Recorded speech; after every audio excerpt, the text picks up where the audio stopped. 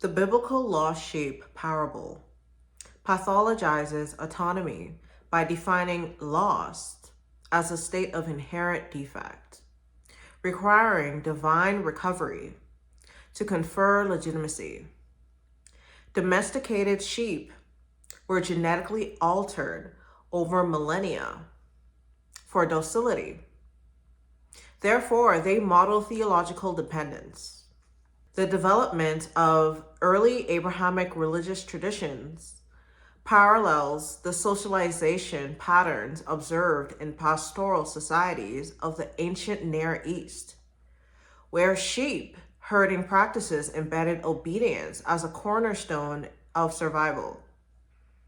In these communities, the economic necessity of managing livestock through strict control and submission was mirrored in the emergence of theological frameworks that emphasized obedience to divine authority.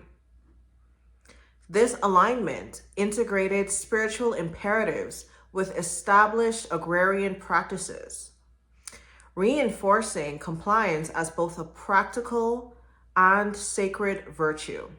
The Hebrew language reflects the socioeconomic role of pastoralism in shaping religious frameworks, with terms for sheep intertwined with concepts of taxation and enumeration, casting the shepherd as an early auditor whose role in finding the flock signified economic accountability rather than spiritual redemption.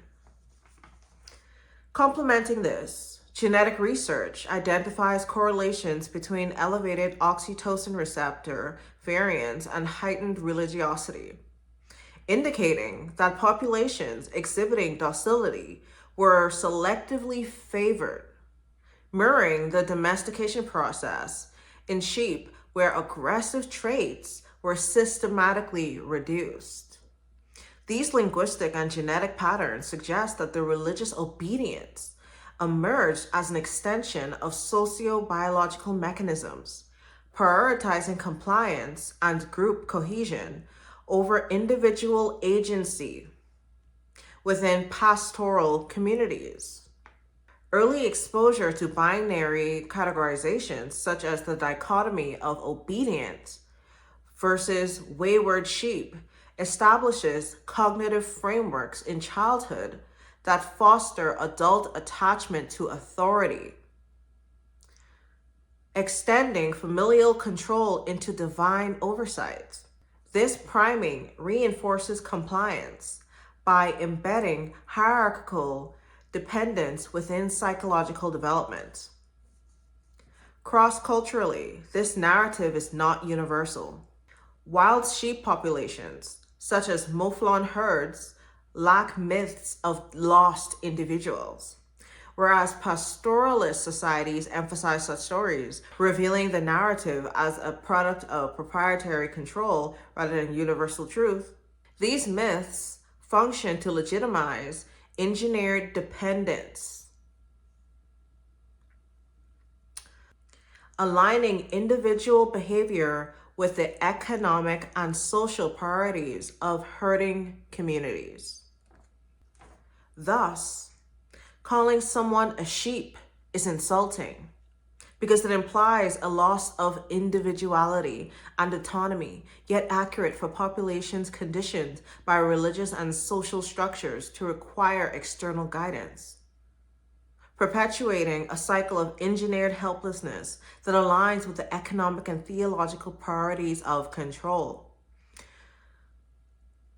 Biblically, the metaphor of humanity as sheep in God's pasture, as depicted in Psalms 103, we are his people, the sheep of his pasture, and John 10:11 through 16, positions believers as a collective flock under divine guidance, reliant on the shepherd's protection and direction.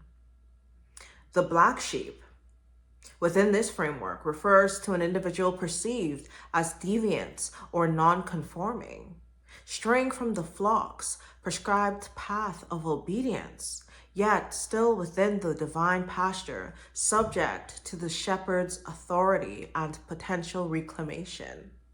Christian doctrine employs the lost sheep parable to frame abandonment as a form of divinity, positioning the family as the righteous community, Jesus as the redemptive figure, and the individual as the sacrificial outsider whose exclusion validates divine mercy.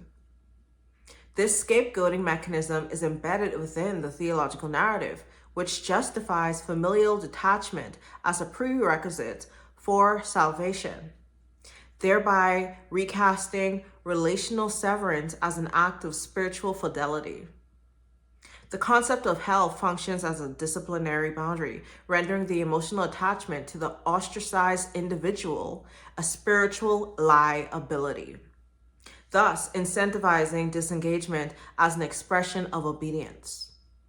Consequently, the parent-child bond is disrupted by a theology that mandates generational separation, outsourcing familial responsibility to an omnipotent, divine authority. The emotional consequences include chronic grief, attachment injury, and social isolation, as withheld affection is reframed as a sanctified act. However, the individual's ability to process this trauma without returning to the prescribed religious framework demonstrates the failure of the system's intended control. In essence, the doctrine provides a framework that legitimizes and consecrates betrayal by configuring relational wounds as sacred obligations. In case you ever wondered why you were made the scapegoat within a religious narcissistic family, why you're the black sheep. They do it for the Lord.